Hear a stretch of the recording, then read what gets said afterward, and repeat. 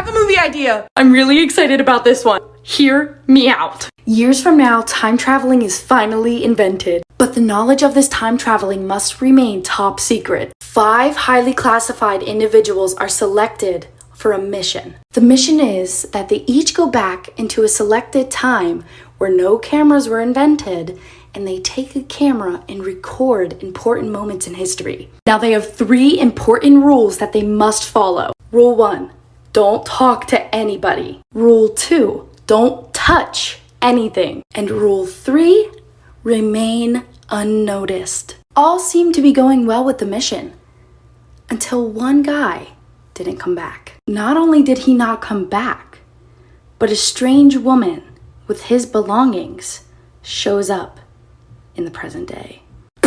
Someone hire me, please. Crazy ass story time. 23 years ago, there was this mother of 2 children who just recently had a 3rd child. Soon after, the newborn baby was sleeping in the nursery while they were throwing a house party, and unfortunately during the party, the house caught on fire. Everyone scrambles out of the house and they couldn't get to the baby, and then the cops concluded that the baby had died in the fire. But her other 2 kids made it out alive. And even though the cops told her that her baby had died, she refused to believe it. Many years later, the mother took her 2 children to a birthday party, and there was this other woman there with her child. And now the mother looks at that child and is in shock because she looks so much like her other 2 kids. She goes up to the little girl and says that she has bubble gum in her hair so that she can steal a few strands of her hair. She took it to a lab and they DNA tested it, and that little girl was her child. So it turns out many years ago during that house party, a woman that the mother knew. I have a movie idea. Hear me out. There's this young guy. He's fresh out of college, so he's like 23, 24. One thing you should know about him is that he is very, very smart. Unlike someone I know.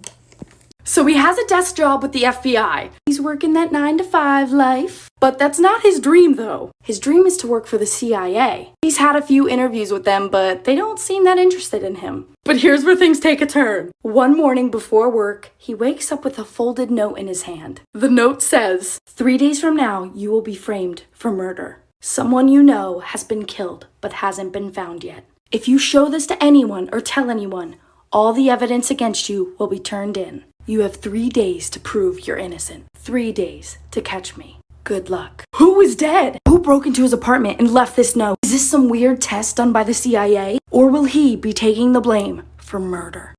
Somebody please give me a job. Have you ever been scared that some random person could be living in your attic or your basement and you don't know about it? Well, story time. This man in Seattle arrives to his house and he notices some lights are on that would normally be off. He gets inside, goes to the bathroom on the 2nd floor, and notices that the screen that goes in the window above the bathtub had fallen into the bathtub. He didn't really think anything of it until the next morning when he was woken up by noises right above him in the attic. It sounded like someone was rummaging through things. And then later, he looks down his hallway and sees the office door shut with the light on. So he goes up to the door and knocks on it, and a woman replies from the other side, Jimmy, is that you? And he's like, no, who's Jimmy? Why are you in my house? He called 911 immediately, and the woman opened the door and was face to face with him. And she said, this is my house. I've been living here for 3 days. Jimmy said I could stay here. He tried to keep her in the house until the police arrived, but she escaped by throwing an escape ladder outside the window. It took 18 minutes for the police to arrive, and she had dark hair, wore sweatpants, and a track jacket.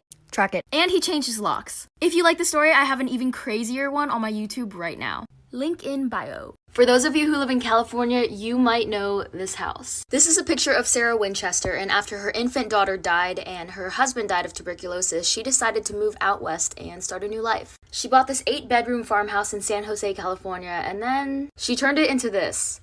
Why, you ask? Well, her late husband owned this gun company, and she went to a psychic, and the psychic told her that the people that bought these guns from them, the people that they killed, were going to come and haunt her. So she turned this into this with all of the money she had, which nowadays would be about $76 million, to confuse the ghosts that were haunting her. She had carpenters and construction workers working around the clock nonstop to build staircases that led to nowhere.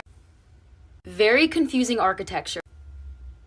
Again, with the stairs, windows on the floors, along with doors that led to nowhere, 6 kitchens, 13 bathrooms, 10,000 windows, and 47 stairways and fireplaces, all to confuse the ghosts that live there. And you can go visit it. I have a movie idea. Hear me out. So there's this young delivery truck driver, and every day he stops at the same house because there's a young woman who makes him a sandwich and gives him a water. So kind. They like each other, but they don't know it yet. Well, one day he shows up at her house at the usual time, but something is off. For the first time in months, she's not waiting outside for him. He gets out of his truck and goes to knock on the door, but the door is cracked open. Worried and confused, he's about to call out her name when somebody taps him on the shoulder. It was her. She says, "I'm sorry, I had a super busy day and I'll see you tomorrow," and basically rushes back into her house. Okay.